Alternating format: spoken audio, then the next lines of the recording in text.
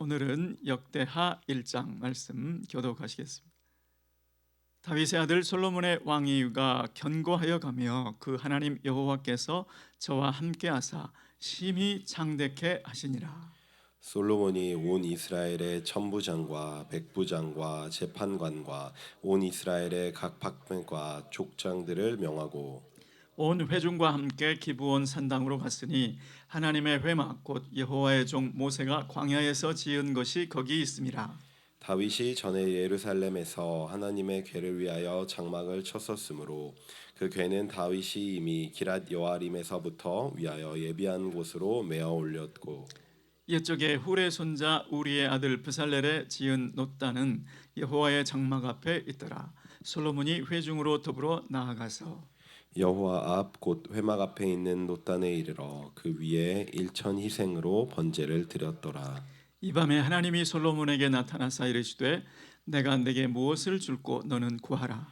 솔로몬이 하나님께 여짜오되 주께서 전에 큰 은혜를 나의 아비 다윗에게 베푸시고 나로 대신하여 왕이 되게 하셨사오니 여호와 하나님이여 원컨대 주는 내 아비 다윗에게 허하신 것을 이제 굳게 하옵소서.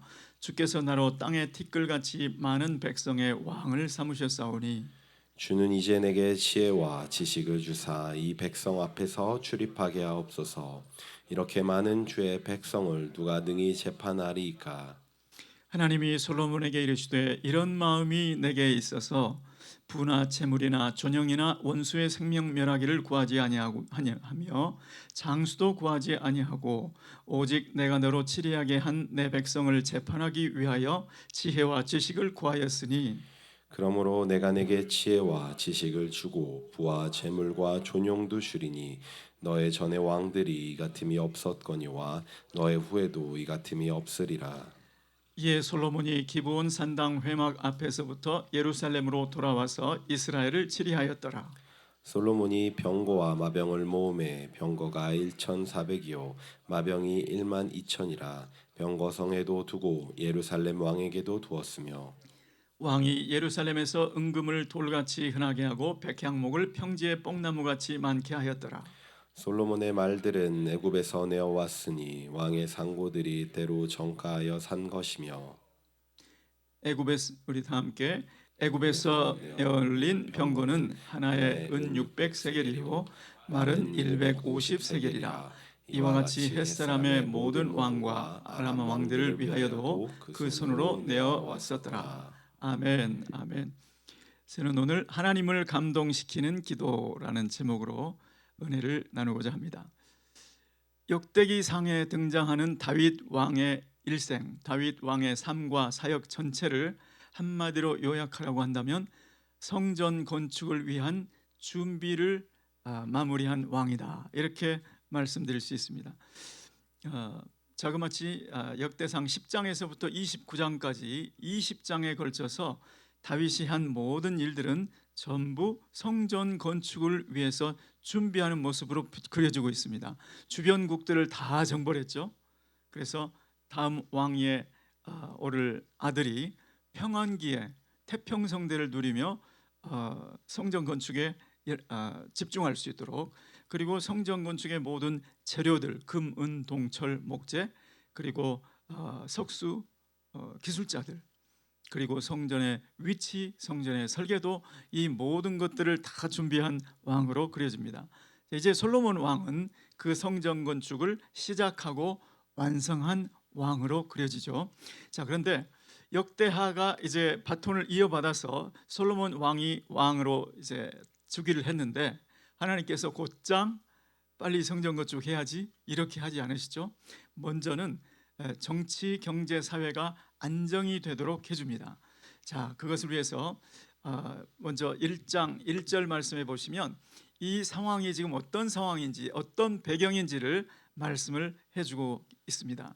다윗의 아들 솔로몬의 왕위가 견고하여 가며 그 하나님 여호와께서 저와 함께하사 심히 창대케 하시니라. 지금 솔로몬이 맞은 그 삶의 정황, 삶의 문맥은 뭐냐? 하나님께서 솔로몬을 심히 창대케 하고 있는 그 분위기 속에 있다, 지금 그 말씀이죠. 하나님께서 다윗에게 언약하신 대로 하나님이 함께 하셔서 솔로몬을 심히 창대케 하고 있는 모습을 볼 수 있습니다. 예수님께서 저와 여러분에게 주신 약속은 뭐죠? 내가 세상 끝날까지 너희와 항상 함께 있으리라. 아멘, 아멘. 그러니까 우리가 지금 처한 삶의 그 정황, 삶의 그 상황, 배경, 그 배경은 어떤 배경이냐? 주님께서 함께 하셔서 우리를 견고하게 받쳐주시고 우리에게 맡겨주신 사명, 곧 땅끝까지 모든 족속으로 제자 삼는 그 사역을 이룰 수 있도록 견고하게 뒷받침해주는 그 상황인 줄 믿습니다. 마치 솔로몬을 성전 건축을 잘할 수 있도록 하나님이 견고하게 붙잡아 주시고 창대케 하고 계신 그 모습 그대로. 그래서 우리 가운데 지금 재정의 어려움이나 아주 육체에 어쩜 이렇게 병이 오래 가냐, 이렇게 나는 하나님께서 그냥 이렇게 살라는 건가, 이렇게 절망적인 그런 느낌이 드실 분도 있을 수 있어요. 그런데 지금 우리가 처한 상황은 전혀 그게 아니라는 것. 비록 내가 지금 어렵고 재정적으로 또 육체적으로 또 관계적으로 어려울 수도 있죠. 그런데 내 삶은 1년, 2년 이렇게 되다 보면 하나님께서 나는 그냥 이렇게 살려나 보다, 자포자기하는 심정이 될 수 있지만 결코 하나님의 뜻은 그것이 아닌 줄 믿습니다. 내가 너희와 항상 함께 있으리라. 이 언약은 다윗에게 주신 언약과 똑같은 언약이고 그 아들 솔로몬을 지금 그렇게 견고하게 붙잡아주고 있고 세워주고 있고 주님께서 창대케 해주신 것처럼 주님께서 저와 여러분을 그렇게 세워주시고 그렇게 복 주시려고, 지금 어려움에 있는 것은 주님의 본심이 아니라 주님께서 그 사명 사역 감당하게 하시려고 결국 복을 주실 줄 믿습니다. 흔들리지 않기를 예수 그리스도의 이름으로 축원합니다. 자, 그 다음 장면은 바로 이제 솔로몬이 아버지 선왕 다윗이 그랬던 것처럼 족장들, 천부장들, 백부장들, 유사들을 다 모아서 이제 기브온 산당에 가서 일천 번제를 드리는 장면이 나오죠. 자, 다윗 왕 때는 몇천 번제를 드렸었죠? 3천 번제. 그러니까 솔로몬이 지금 1천 번제를 드리겠다 이 결심을 한 것은 뭔가 보고 배운 게 있는 거죠. 그러니까 다윗의 신앙이 솔로몬에게로 잘 전수된 것을 볼 수 있습니다. 지금 내가 새벽 예배, 새벽 제단을 쌓고 또 기도 생활에 힘쓰고 주일 예배를 그렇게 사모하고 주일 성수를 위해서 또 전도하고 봉사하고 이 모든 것들이 지금 당장은 우리 자녀들에게 그대로 나타나지 않는 것처럼 보일 수 있습니다. 그런데 결국 우리 자녀들은 보고 배운 대로 하게 되는 줄 믿습니다. 다윗에게 참 위대한 점은 그러한 모본을 보인 것에 끝나지 않고 그 솔로몬을 위해서 그렇게 되기를 간절히 기도해 줬다는 겁니다. 우리 자녀들에게 이렇게 하면 그냥 보고 배우겠지, 그렇게만 머물러 두지 마시고 자녀들을 불러서 솔로몬에게 개인적으로 불렀습니다. 그게 22장에 나와 역대상 22장에 다윗이 솔로몬을 불러서 너는 이러한 맥락에서 너는 성전을 건축하게 될 것이다. 나는 마음은 있었는데 하나님이 하지 말래. 그런데 하나님이 약속하시기를 너를 통해서 하시겠대. 그래서 성전을 건축하게 네가 성전을 건축해야 될 것이다. 이거를 말씀하면서 동시에 간절한 기도를 해줍니다. 내가 22장 12절 말씀에 보면 여호와께서 내게 지혜와 총명을 주사 내게 이스라엘을 다스리게 하시고 내 하나님 여호와의 율법을 지키게 하시기를 더욱 원하노라. 간절한 다윗의 마음을 또 이렇게 이야기를 해주는 것이죠. 그래서 저와 여러분은 신앙 전수를 위해서는 모본과 함께 이렇게 표현을 하고 또 자녀들을 위해서 기도하는 것이 필요할 줄 믿습니다. 여러분 모든 예배자들 가정 가운데 이러한 신앙의 전수가 일어나게 되기를 예수 이름으로 축원합니다. 자, 세 번째로는 그렇게 일천 번제를 드렸더니 그 밤에 하나님께서 꿈에 나타나서 너는 내가 너에게 무엇하여 주기를 원하느냐, 무엇을 줄고 너는 구하라. 그랬을 때 이제 솔로몬이 하나님 저에게 하나님께서 내 아비에게 약속하신 대로 이 나라를 견고케 해주시고 그 다음에 제게 지혜와 지식을 주옵소서. 이렇게 10절 말씀에 지혜와 지식을 구하고 있는 모습을 볼 수 있습니다. 자, 그런데 지혜와 지식을 왜 구하는가? 구하는 이유가 무엇인가? 구하는 목적이 무엇인가? 그것이 자, 우리말 10절 말씀에 이렇게 많은 주의 백성을 누가 능히 재판하리이까? 우리말 성경에는 그냥 이렇게 되어 있지만 원어 성경에는 왜냐하면 그렇게 되어 있습니다. 내가 지혜와 지식을 구하는데 왜냐하면 누가 이렇게 많은 주의 백성을 능히 재판할 수 있겠습니까? 아무도 재판할 수 없기 때문에 나는 지금 그 재판을 위하여 지혜와 지식을 구하는 것입니다. 이렇게 말씀을 드리죠. 자, 그랬더니 하나님께서 이것이 내 마음에 있는 것이 참 너무나 좋다.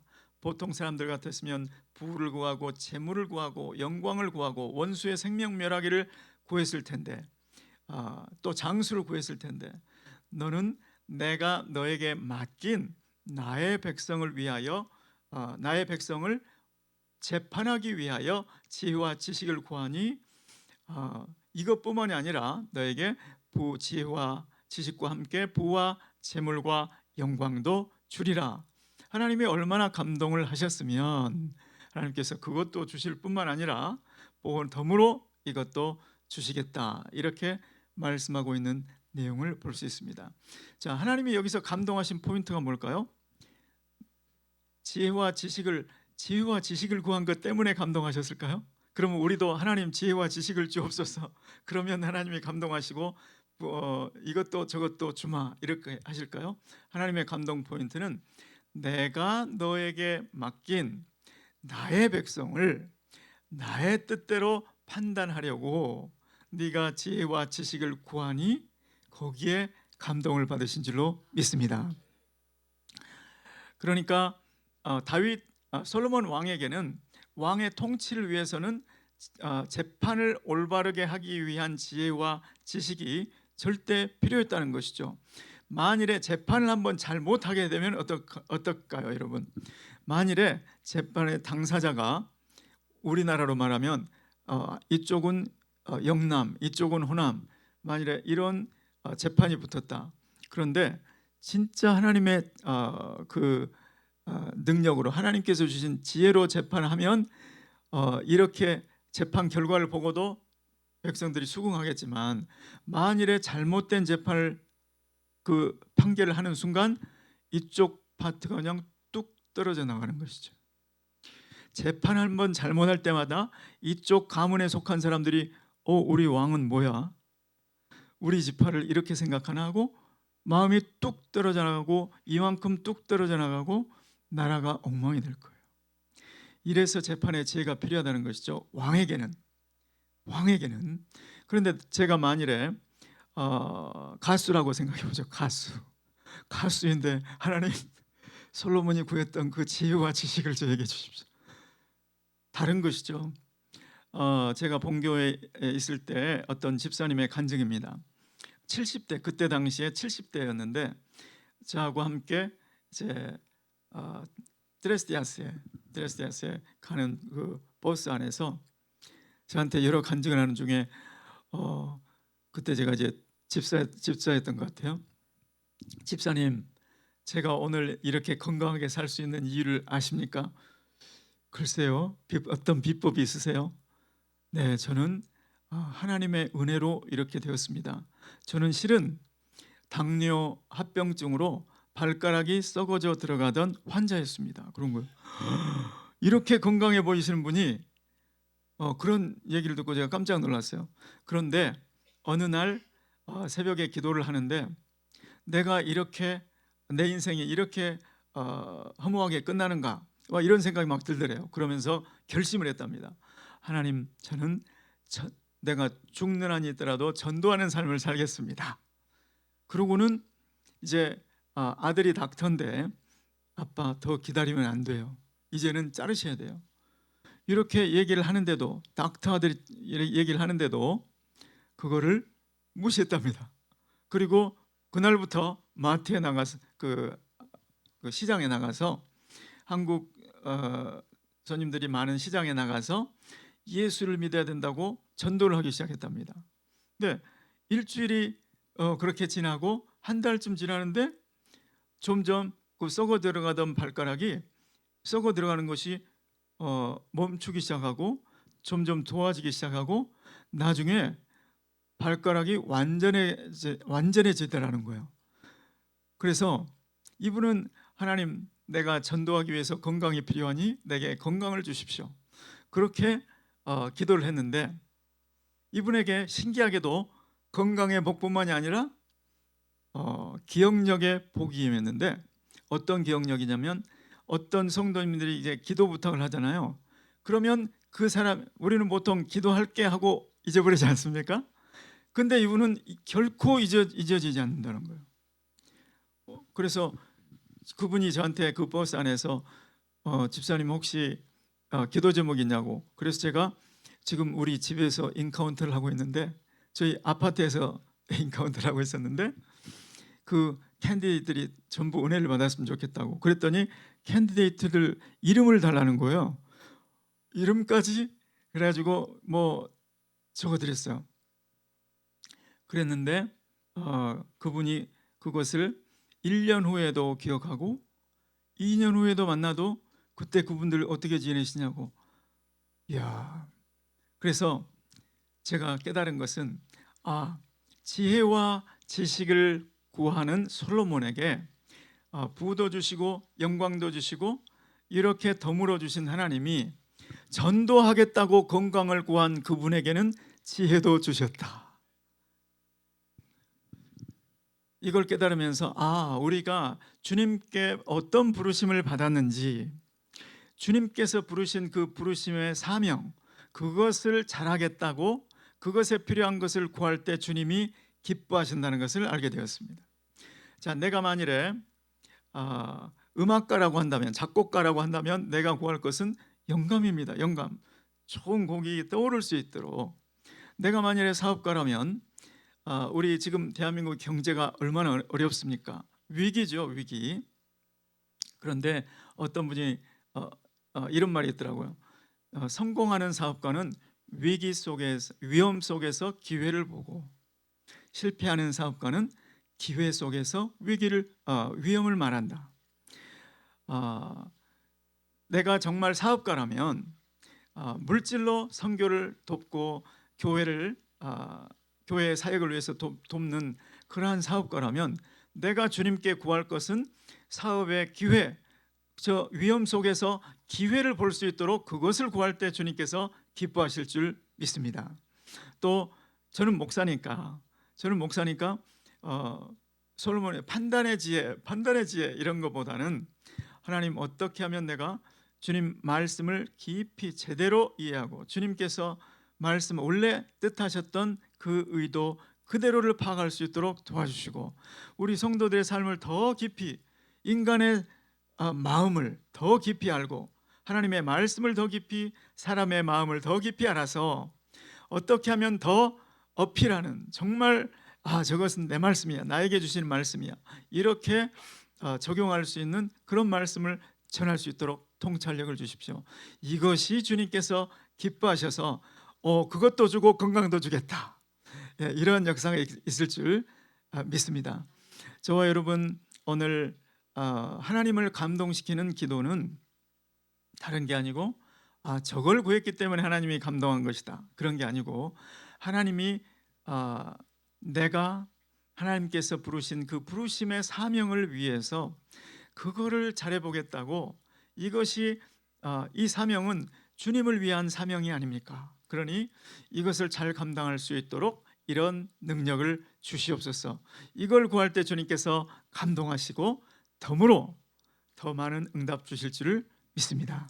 오늘 이 새벽에 나에게 주신 사명은 무엇인가? 나의 정체성은 무엇인가? 나는 정말 주님의 사명, 나의 부르심에 일치시키고 있는가? 나를 거기에 일치시키고 있는가? 그리고 내가 주님께 구하는 것들이 정말 그것을 잘해보겠다고, 그것을 통해서 주님께 영광 돌려드리겠다고 정말 그에 합한 것인가? 그것을 돌아보시고 이 아침에 그러한 기도를 주님 앞에 올려드리고 주님께 보너스로 다른 응답까지 함께 받는 저와 여러분 되시기를 예수 그리스도의 이름으로 축원합니다. 기도하겠습니다. 고마우신 주님, 하나님께서 언약하신 대로 솔로몬을 붙잡으시고 솔로몬을 견고케 하시고 주님 성전 건축 전에 나라를 주님께서 정치와 경제와 사회를 안정시키는 모습을 보았습니다. 하나님, 주님 우리 솔로몬을 닮아서 하나님께서 우리를 부르신 부르심에 합한 그것을 구하게 도와 주시옵소서. 오직 주님의 부르심에 헌신하는 우리가 될 때 우리가 주님께 간구하는 것도 주님께서 들으시고 덤으로 더하여 주실 줄 믿습니다. 감사를 드리며 예수님의 이름으로 기도드리옵나이다. 아멘. 다 함께